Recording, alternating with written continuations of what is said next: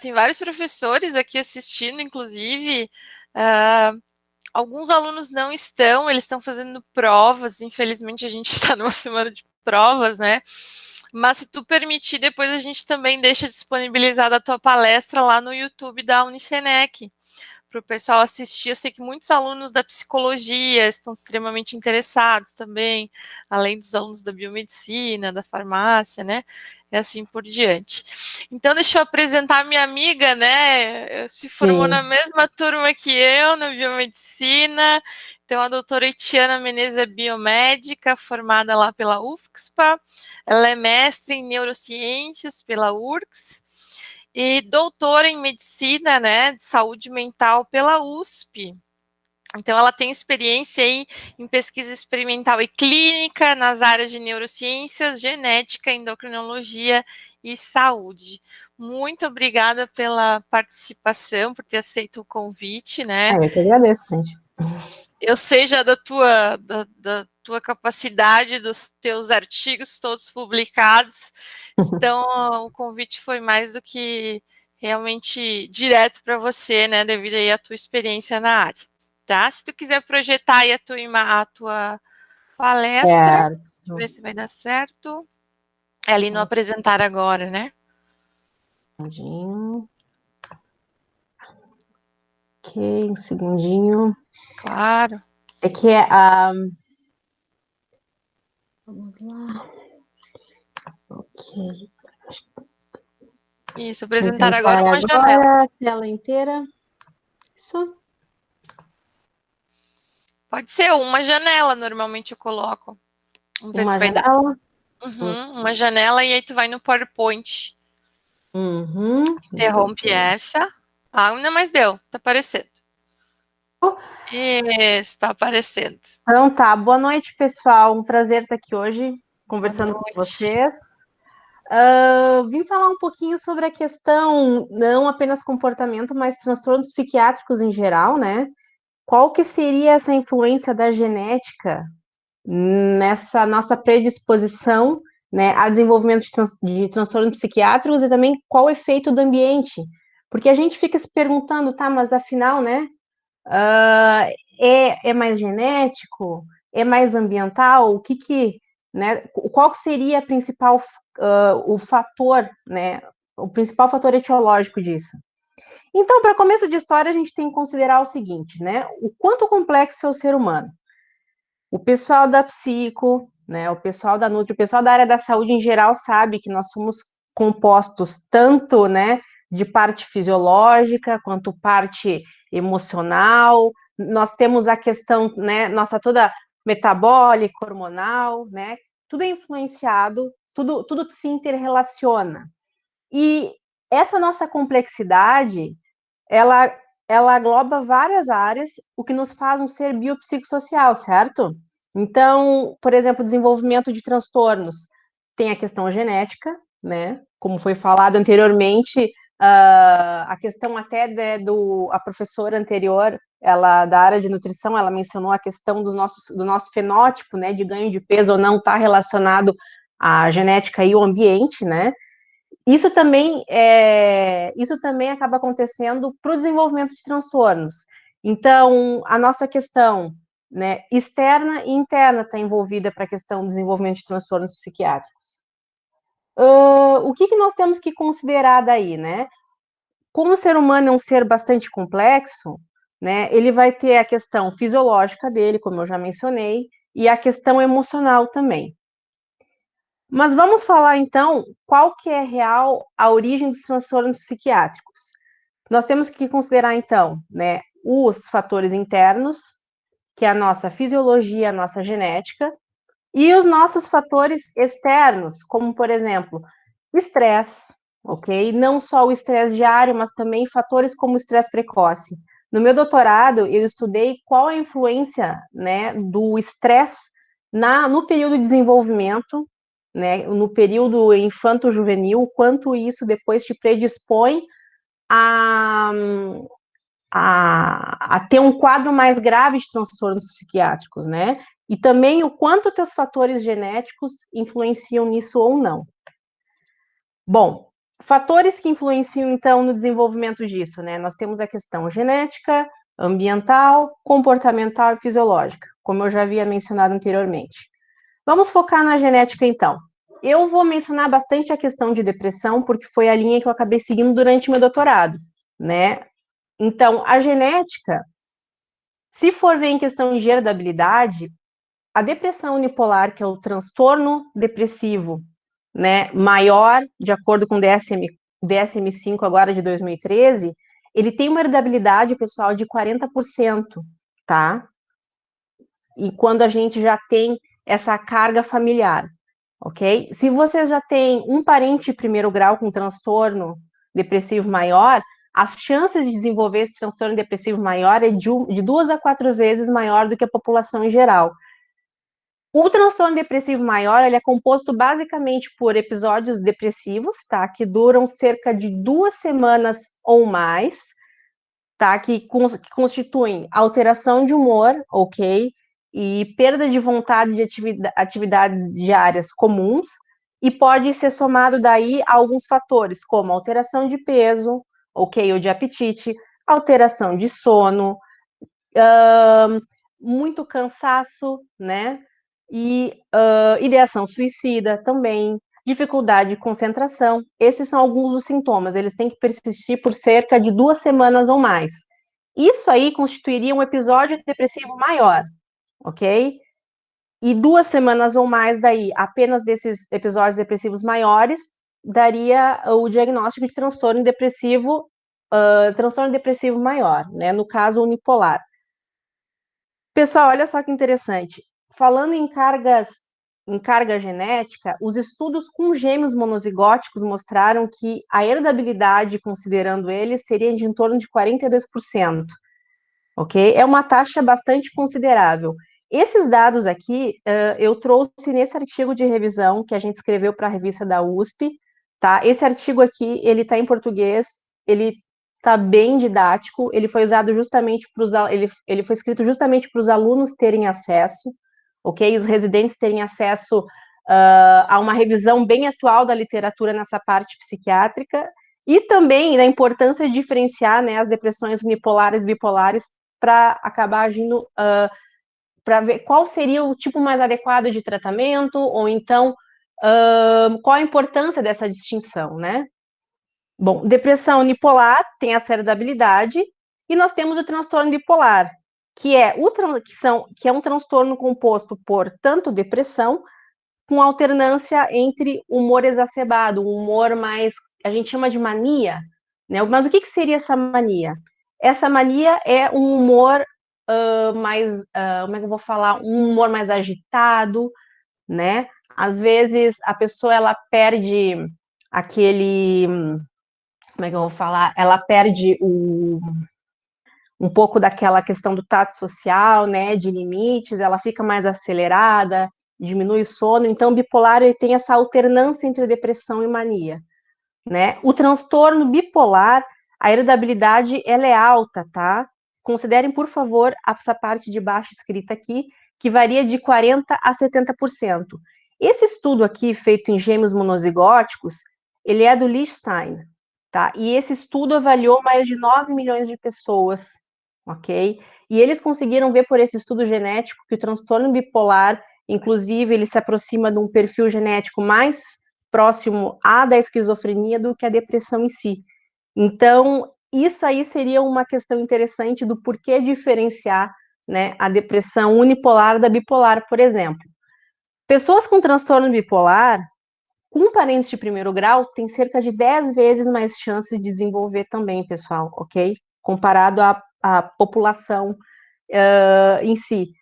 A taxa de um transtorno bipolar na população varia assim de 0,5% a 1%, né? Quando se tem um parentesco de primeiro grau, pode subir até cerca de 10%. Ok? Ainda falando em termos genéticos, ok? Porque afinal de contas, a partir dos nossos genes, ok? São transcritas as proteínas e também é enviada a mensagem para ter, né, a produção, enfim, a produção de hormônios, enzimas, etc. Falando em heredabilidade, olha que interessante, os níveis de cortisol ao acordar também são alterados, ok? Em pessoas que têm um parentesco, né, com pessoas que têm depressão relacionadas a pessoas que não têm esse parentesco. Vocês podem ver o que é esse cortisol? Esse cortisol é o famoso hormônio do estresse, ok? Ele é muito importante, gente. O excesso dele baixa demais a nossa imunidade, nos deixa predispostos a doenças, mas o excesso dele, né, ele baixa a imunidade e deixa predisposto à doença. A baixa dele, ok, nos deixa mais suscetíveis a doenças autoimunes, ok? Porque nosso sistema imune fica mais alto. E ele é fundamental, ele dá aquele pico de manhã que é o que nos tira da cama, entendeu? Ele tem várias funções no corpo, ele é extremamente importante. Então, vocês podem ver que ele está consideravelmente alterado, né, nessa prole que essa prole que possui os pais, né, enfim, com um transtorno depressivo maior.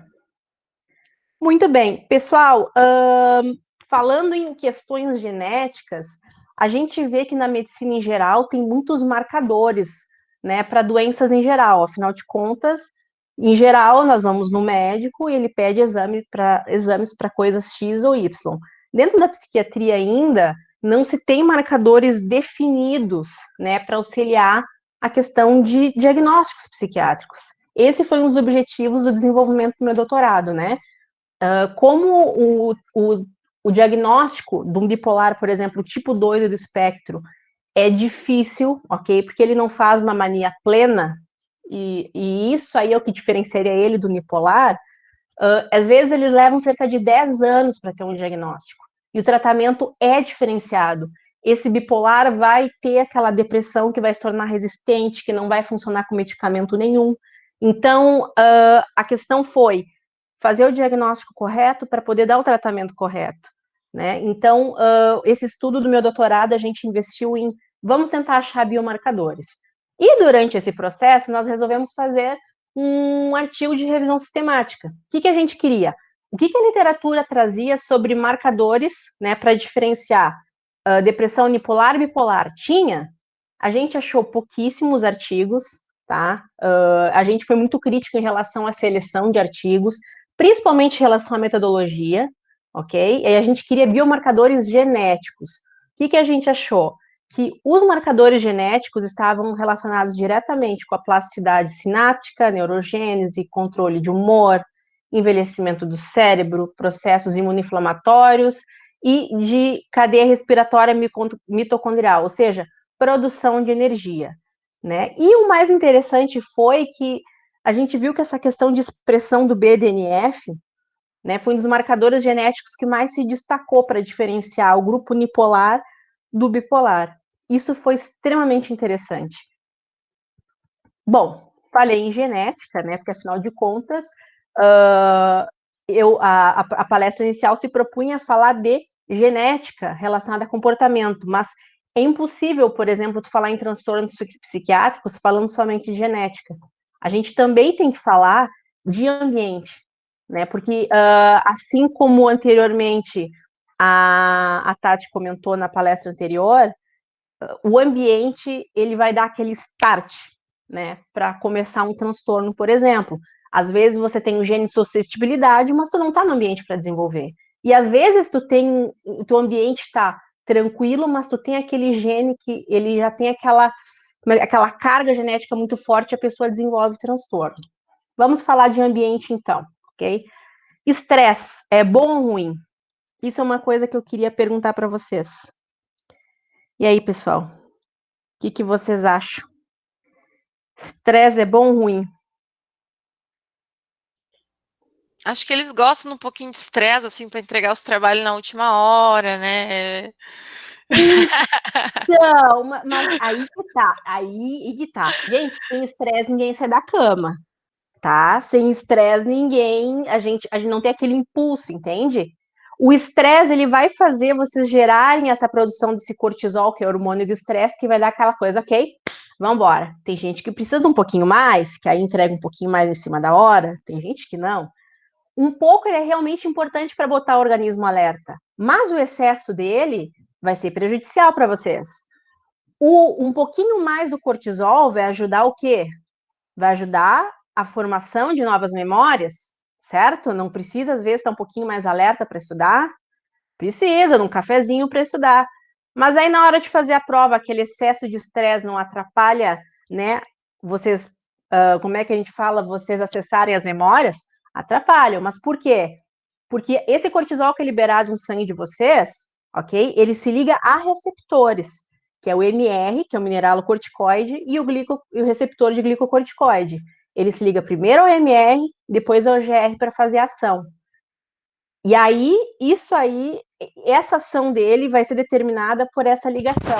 E, gente, quando ele liga excessivamente nesse segundo receptor, acabam acontecendo todos esses efeitos deletérios, inclusive, né, esgotamento, e a longo prazo isso vai gerar problemas. Mas por que eu estou trazendo isso aqui para vocês?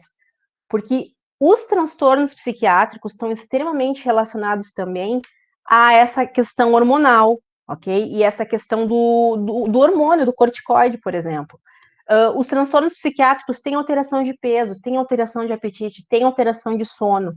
A pessoa fica toda hormonalmente bagunçada. Inclusive, esses pacientes com depressão unipolar e bipolar que participaram do meu projeto, a gente não avaliava só a parte de polimorfismos deles, a gente avaliava também os níveis de cortisol e de aldosterona. Então, muita coisa acaba sendo alterada. Por que eu estou perguntando essa questão do estresse? Estresse é bom? É, na medida certa, ok?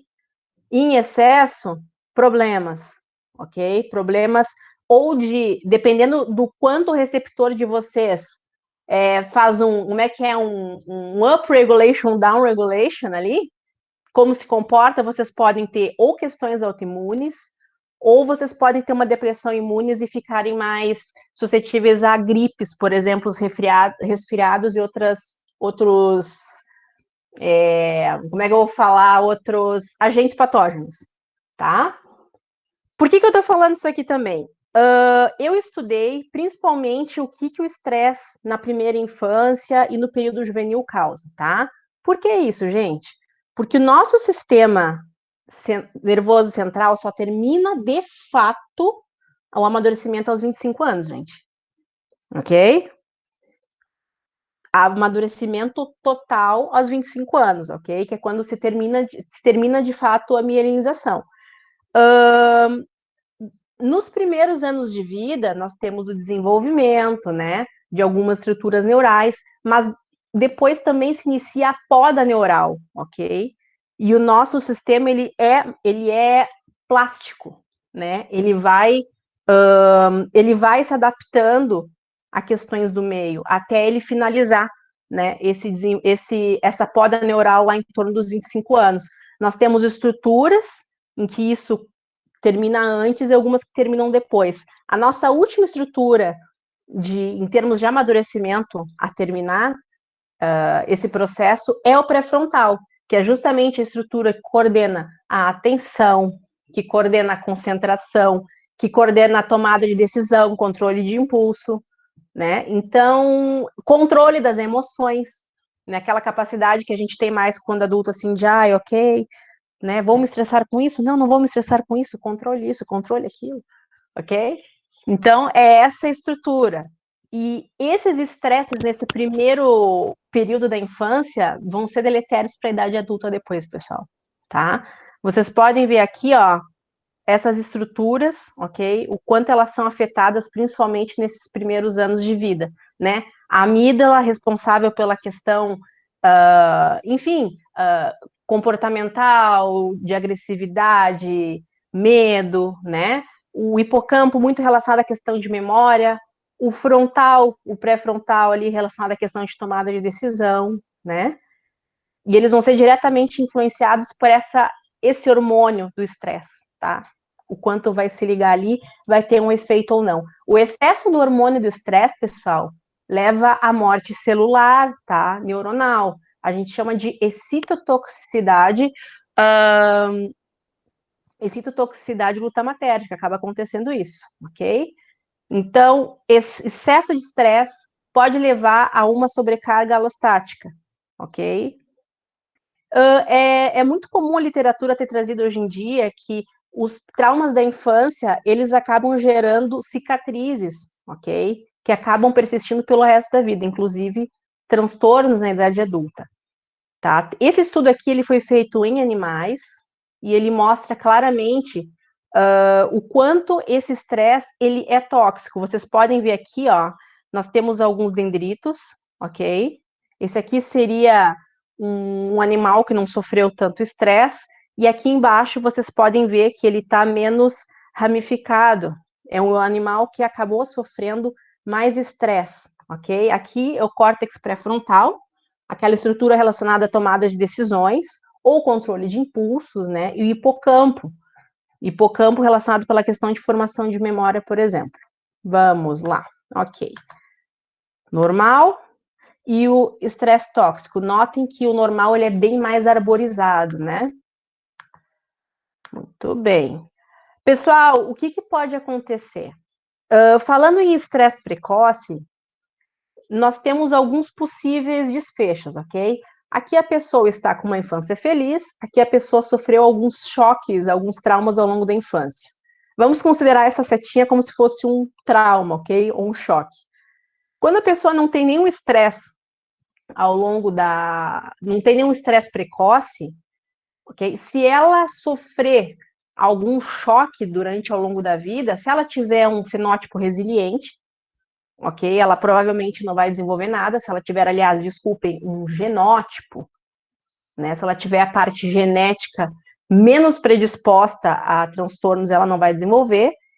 Assim como, né, tem pessoas que acabam apenas pela questão ambiental desenvolvendo. E tem pessoas que são chamadas as resilientes, que acabam sofrendo a questão do trauma em diferentes etapas na vida e não desenvolvem nada, né? Que acaba sendo a minoria. Falando em estresse precoce, pessoal, nesses últimos anos tem se falado muito disso, porque tem se notado o quanto isso afeta diretamente a vida adulta, ok? Nós falamos de abuso emocional, que envolve a questão de bullying, ok?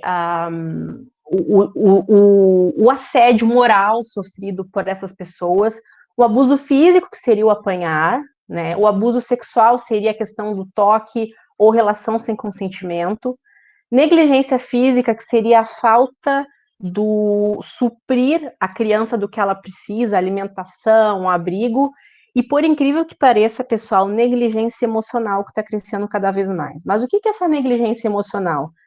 É não suprir a criança dessa necessidade de carinho e atenção que ela também precisa. Que hoje em dia, enfim, é muito comum pelos pais não terem aquele tempo para a criança, acabam suprindo a parte material e não tanto emocional. Tem estudos mostrando claramente que essa negligência emocional tem um impacto tão grande, às vezes, quanto um abuso sexual, por exemplo. E esses dados são bem chocantes. Deixa eu mostrar para vocês uma coisa. Falando agora em questões ambientais, eu tive uma colega que no mestrado dela, ela estudou justamente quais estresses precoces, quais subtipos de estresse precoces levavam ao desenvolvimento de quais transtornos, tá? Olha só, transtorno de déficit de atenção e hiperatividade, eles foram relacionados principalmente a abuso emocional e negligência emocional, tá? Transtornos de humor, que é depressão unipolar e transtorno bipolar, tá?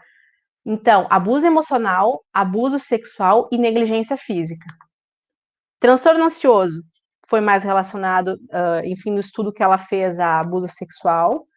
Transtorno somatoforme, que está muito relacionado a, enfim, a pessoa, ela acaba, o emocional, ela acaba projetando para a questão física dela, os sentir dores, enfim. Está muito relacionado a abusos físicos, abusos sexuais e negligências físicas. Transtorno disfórico menstrual, ela não achou correlação de nada, especificamente com esse transtorno. Transtorno de uso de substâncias, abuso físico, negligência emocional também, gente, negligência física, e transtorno alimentar. Eles me chamaram em Ribeirão Preto quando eu estava fazendo meu doutorado lá na USP para dar uma palestra justamente para os pais sobre negligência emocional, para falar assim, o quanto essa questão impacta na vida dos filhos. Porque cada dia mais, né, a gente está vendo essa falta de atenção emocional sobre as crianças, né? Eu como professor, eu enxergo bastante isso, né? Mas tem muito suprimento material, ok? Bom, relacionando aqui esses dados da Clara, né? Sobre o número de diagnósticos comparando pessoas sem estresse precoce e com estresse precoce. Vocês podem notar claramente, ok? Que quanto maior a presença do estresse precoce, maior também o número de diagnósticos dessas pessoas, tá? Instrumentos que avaliavam depressão, ansiedade, desesperança e ideação suicida, observem claramente aqui em azul sem estresse precoce e com estresse precoce. Todos com estresse precoce tiveram um score maior, ou seja, a depressão é mais grave, ok? A ansiedade é mais grave, a desesperança é mais grave, a ideação suicida também é mais grave em pacientes que tiveram essa questão ambiental, tá? E, pessoal, um estudo feito no hospital de semi-internação em que eu conheci lá em Ribeirão Preto, né, do Hospital Dia, que ficava lá junto ao Hospital de Clínicas da USP, deu claramente para observar que os pacientes, ao ingressar no hospital, todos tinham uma ideação suicida alta, mas ao longo do período de internação até a alta, reduzia muito essa ideação suicida deles com a questão de tratamentos, né, tanto farmacológicos quanto psicoterapêuticos. Só que essa redução só aconteceu significativamente nos pacientes em estresse precoce. Os com estresse precoce, vocês podem ver aqui nessa linhazinha vermelha, não reduzia tanto, tá? Então, o quanto esse estresse acaba influenciando, inclusive, no desfecho do tratamento que é feito, tá? Mas por que eu estou mostrando tudo isso, gente? Aqui a questão também, né, do hormônio com estresse precoce na admissão e na alta não mudou, pós-tratamento também teve mudança, né? Por que eu estou falando isso tudo? Porque agora eu quero que vocês integrem que um é dependente do outro e que o nosso corpo vem com uma biblioteca que a gente chama de DNA.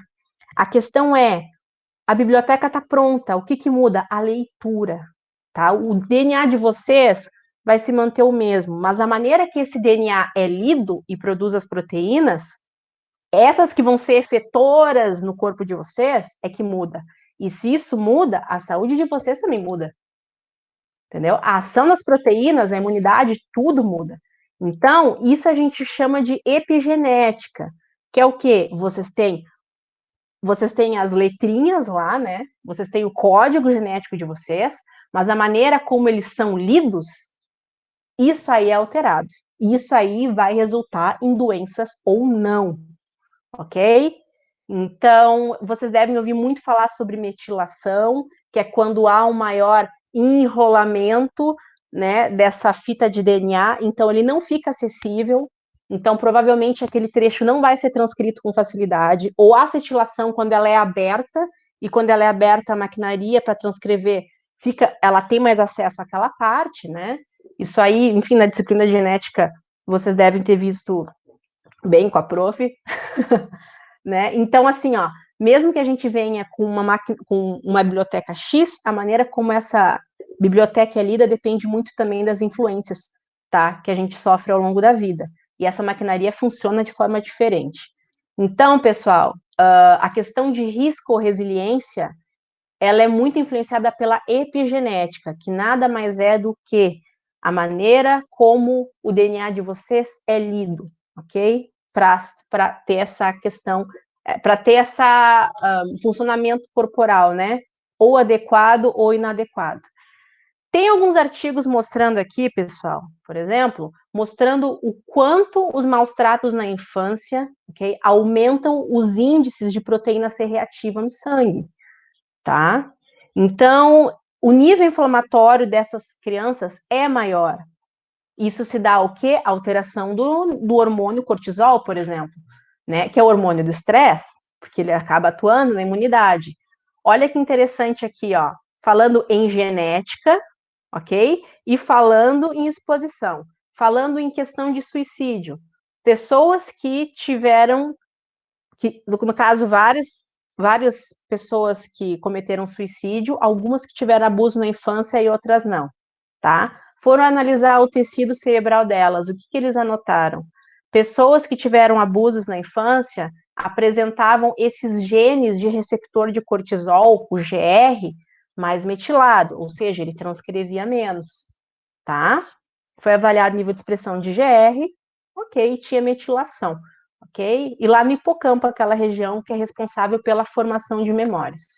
Olha que interessante ainda esse mesmo estudo, pessoal.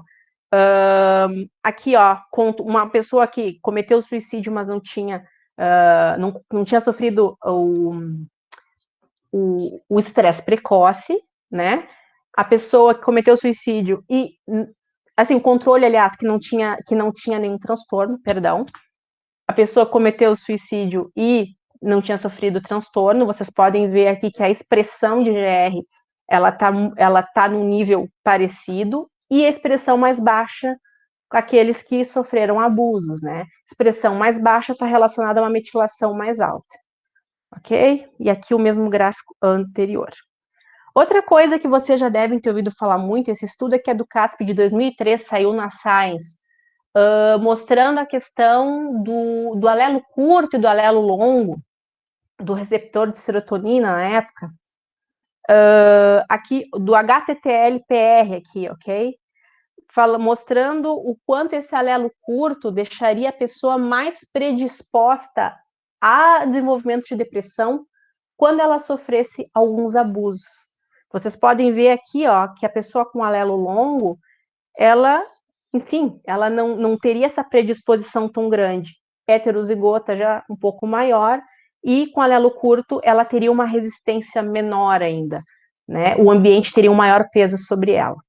Ok? Sobre comportamento antissocial, agora não falando de transtorno só, mas ainda de transtorno, né? Afinal de contas, comportamento antissocial, mostrando, aqui nós temos a enzima, a monoaminoxidase, né? A atividade dela, uma baixa atividade dela relacionada à questão de exposição severa ao estresse precoce, e uma atividade mais alta relacionada à menor exposição. Né? A gente tem que lembrar que muitos dos antidepressivos, em especial os mais antigos, agiam exatamente aqui nessas enzimas, que são os mais antigos, que são os IMALs, ou os inibidores da monoaminoxidase. Muito bem, maus tratos na infância, né? Aqui a questão de desordem de conduta, né? A questão dos níveis de maltrato, vocês podem ver que é maior. Okay? Aqui também a questão de comportamento mais ofensivo também. Vamos ver o que mais. E uma menor atividade, né, dessa enzima. Uma menor atividade dessa enzima está diretamente relacionada a um comportamento mais disruptivo. Ok? E aqui, pessoal, mostrando um estudo mostrando justamente o quanto esse estresse precoce, né, está relacionado à questão da depressão por meio da alteração da metilação do DNA, ok? Bom, falando agora bem brevemente dessa questão de depressão unipolar e bipolar, que foi o que eu quis estudar, não tem como separar essa questão genética da ambiental, pessoal, ok? O meu objetivo lá na USP foi estudar biomarcador para diferenciar esses dois transtornos, ok? Porque quando um paciente chega num consultório psiquiátrico, ele vai relatar o quê? Ele vai relatar um episódio depressivo, ok? E o episódio depressivo vai ser caracterizado como unipolar ou bipolar, dependendo se houve ou não episódios de mania ou hipomania nesse período. Mas o paciente, às vezes, né, não relata, ou não lembra de relatar, ou não notou o que aquilo configurava. Então, há chances de um diagnóstico não correto. Né? Então, aí vai da expertise do profissional ir lá e fazer uma boa anamnese desse paciente. Lembrando que tem estudos mostrando que os bipolares do tipo 2, que não fazem mania, que não psicotizam, eles são cerca de 80% dos bipolares e levam quase 10 anos para ter um diagnóstico como bipolar, tá? E nesse período, eles acabam tratando a depressão com medicamentos que não são corretos e se torna a depressão cada vez mais crônica, né? E, enfim, e o medicamento não se torna efetivo. Além de unipolar ou bipolar, pessoal, elas ainda podem ter, a gente chama de subtipos, ok? Mas o meu foco principal era diferenciar essas duas. Até porque eu comentei no início, a genética do transtorno bipolar ela é mais próxima da esquizofrenia em si do que do transtorno unipolar, tá? Falando bem brevemente, assim, desculpem que eu passei rápido, né? Teve a minha tese de doutorado, que o título era Transtorno Depressivo Maior e Transtorno Bipolar, diferenciação por fatores genéticos, hormonais e exposição a estresse precoce. Foi justamente isso, ok? A gente notou que a ideação suicida é mais frequente em bipolares, ok? Cerca de um quarto dos casos de suicídio dentre todos os transtornos psiquiátricos é cometido por bipolares. Né? Ao longo do primeiro ano de tratamento, até 20% dos bipolares não são diagnosticados. 10 anos para ter um diagnóstico. Então, assim, nesse meio tempo, o tratamento não é correto e isso gera um dano à saúde, enfim, do paciente, de todo mundo que convive ao redor, certo? Desse estudo participaram 300 sujeitos, certo? Tanto controles quanto unipolares ou bipolares. Foi feita uma avaliação diagnóstica com uma equipe médica, com uma equipe de psicólogos, né? Junto, todos, enfim, foram diagnosticados em pares, né? Por mais de um profissional. E após toda essa seleção feita, né? Porque foram triados um a um, inclusive, né? Para ter certeza que a depressão era unipolar ou bipolar, para não ter esse risco, e avaliado se tem estresse precoce ou não. Tá? Foi feito em seguida uma avaliação psicométrica para poder saber nível de esperança, nível de depressão, nível de ansiedade e ideação suicida. Esse estudo foi conduzido lá na USP de Ribeirão Preto, né? O diagnóstico psiquiátrico foi conduzido pela Mini.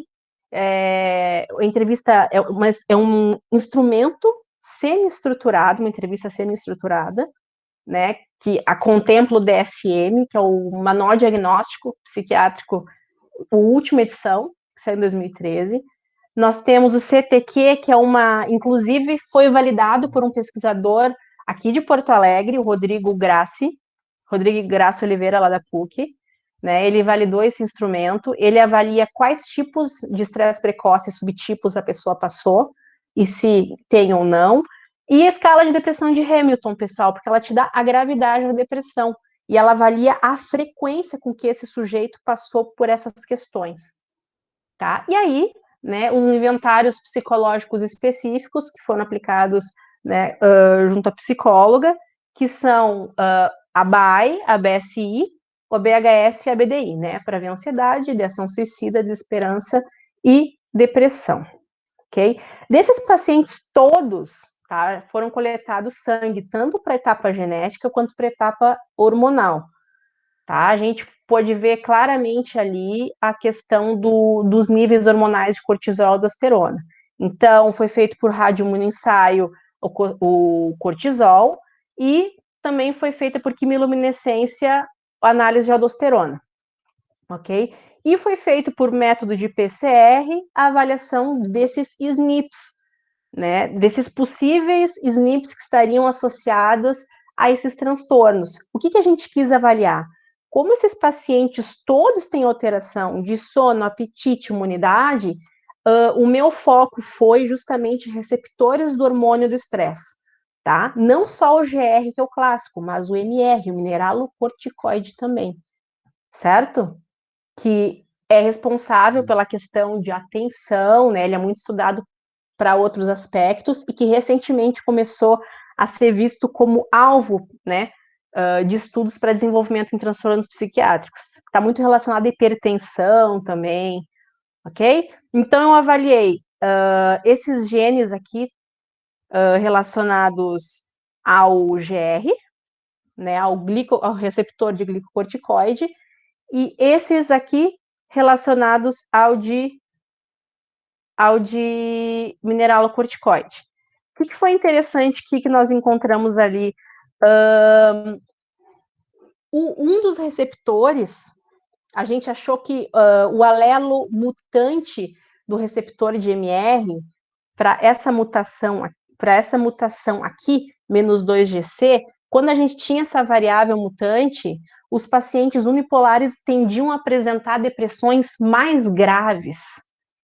Isso que foi interessante, tá? Os pacientes, se tu comparar todos os unipolares e todos os bipolares, independente do ter estresse precoce ou não, tá? Eles não tiveram diferença em questão de frequência de gene. Mas, se a gente pegar a questão de presença de estresse precoce, todos com estresse precoce, independente unipolares ou mais, tinham depressões mais graves. Vamos separar agora, então, só os unipolares. Os pacientes que tinham, tá, esse alelo variante desse gene aqui, eles apresentaram uma depressão mais grave, foi uma das coisas que nós achamos. Ok? Enfim, foram achados vários dados interessantes e que vão ser publicados esse ano. A gente está submetendo o artigo e vão sair mais de um artigo relacionado a esse estudo esse ano, ok?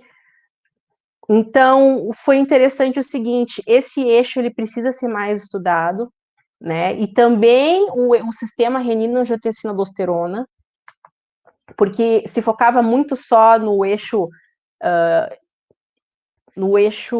HPA e não tanto no sistema renina-angiotensina-aldosterona, sendo que eles fazem um intercâmbio, né? Os pacientes unipolares e bipolares apresentavam diferenças significativas em relação a esses dois hormônios, mesmo que sintomas depressivos sejam muito semelhantes, o funcionamento deles é diferente. Isso, de certa forma, explica o porquê que os medicamentos antidepressivos não agem da mesma forma nesses dois pacientes, tá? Foi possível notar que, de certa forma, os MR se comportavam de forma oposta nesses pacientes, né?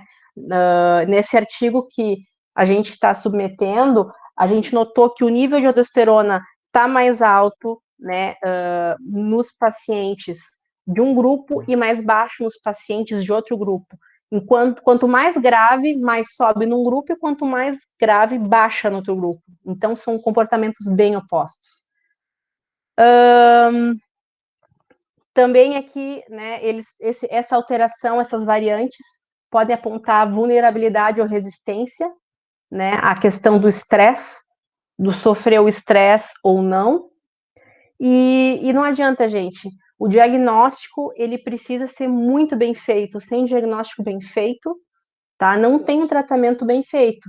Então, é muito importante a expertise de toda a equipe de saúde que está envolvida, né, a anamnese bem feita, e óbvio, a gente podendo contribuir desenvolvendo essa questão de ferramentas de biomarcadores, né, é o que a gente tem buscado fazer. Só que além de desenvolver esses estudos, a gente precisa também que os outros pesquisadores validem esses achados em outras populações, repliquem para ver se o resultado vai ser semelhante, porque tem a questão, né, de variabilidade populacional. Então, pessoal, era isso, né? A gente trabalha com genética, mas a gente também tem a questão de exposição ambiental. Eu agradeço a atenção de todo mundo. Desculpa, inicialmente eu estava um pouco mais nervosa. Agora a fala já fluiu mais tranquilamente. Ai, Tiana, eu quero te agradecer demais. Fiquei muito feliz de ver os resultados do teu doutorado. A gente conversou tanto sobre isso, né? E agora vendo esses resultados, assim, são sensacionais. A tua fala foi maravilhosa, tu tem muita didática também. Eu quero te agradecer demais aí essa participação na aula de genética, né? Mas a gente tem alunos aqui de outras disciplinas que aproveitaram para assistir, assim como vão ter outros aí que vão assistir lá no YouTube. A gente tem uma pergunta ali da Marcele. A Marcele pergunta: eu gostaria de perguntar se tem algum estudo que fale ou responda se uma pessoa que possui um transtorno depressivo herdado da família tem mais chances de uma cronificação da doença comparados com aquela sem o transtorno na família. Sim, em geral, sim, tá? Assim, ó, foi mencionado assim. Pessoas que têm que tem membros da família, as chances são de desenvolver, ok? Mas a questão do ser pior ou não, isso depende muito, isso é uma resiliência muito pessoal, biológica e psicológica. Olha só, por que é importante? Tem estudos mostrando a importância da psicoterapia, por exemplo. A psicoterapia vai ensinar o sujeito a desenvolver ferramentas para lidar com o ambiente. Se ele lida com o ambiente não vai ser um estressor tão agressivo sobre ele com o tempo. E isso vai fazer com que o ambiente não altere de forma tão grosseira essa parte epigenética dele. Então, tem os dois lados, né? A pessoa ela tem uma disposição biológica, pode ter, mas a questão de cronificação está mais relacionada. Está fazendo o tratamento adequado? Está tomando o medicamento que precisa? Está fazendo a terapia que precisa? Está no meio tóxico? Está no ambiente saudável? Isso influencia, tá? Seriam mais essas questões mesmo. A gente sabe que a tendência de desenvolver é muito mais fácil, mas a cronificação não está relacionada ao quanto a pessoa trabalha nisso aí, né? Tanto, às vezes, a pessoa precisa do medicamento, sim, porque eu digo que a depressão é como um diabetes, entendeu? A pessoa tem uma alteração na questão de produção ou alteração de receptor, e tá tudo bem, entendeu? Diabetes, insulina, se precisar tomar um antidepressivo, faz parte, mas a terapia, ela vai ajudar vocês a modular isso aí também. São dois fatores, não é um só. Não sei se eu respondi a pergunta, mas eu acredito que Ótimo. seja Não, isso aí. respondeu sim, respondeu sim. Mais alguma pergunta, pessoal? Ainda tem uns minutinhos. Eu vi que tu trouxe essas doenças, né, que são doenças multifatoriais, a gente falou muito sobre isso na aula de genética, falamos sobre a epigenética também, né, que é o grande foco do momento, assim, né, quando a Sim. gente vai falar sobre essas doenças. E excelente, realmente, tu ter trazido essa fala sobre, porque às vezes os alunos da psicologia me perguntam, prof, por que eu preciso fazer genética, né? E a resposta está aí, né? O porquê que precisa fazer genética. Eu preciso fazer genética assim como eu preciso fazer lá as disciplinas de psicoterapia.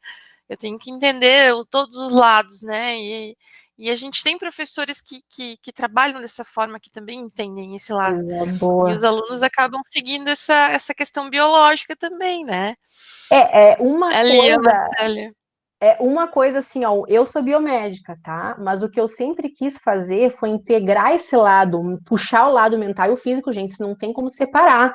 Entende? Isso não tem como separar. Não tem como ter a psicologia separada da biologia, os dois funcionam juntos. O paciente de vocês vai chegar provavelmente tomando uma medicação, com algum funcionamento, alguma alteraçãozinha, não sei, às vezes uma tireoide, às vezes não.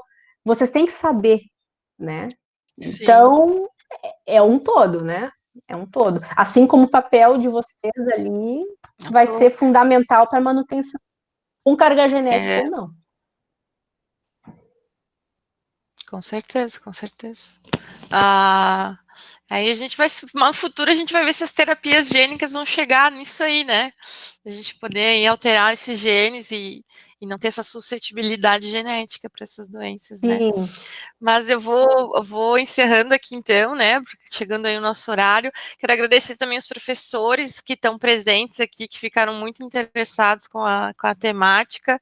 Agradecer de novo a Itiana por essa participação na disciplina. A gente vai disponibilizar então ali a palestra completa no canal do YouTube.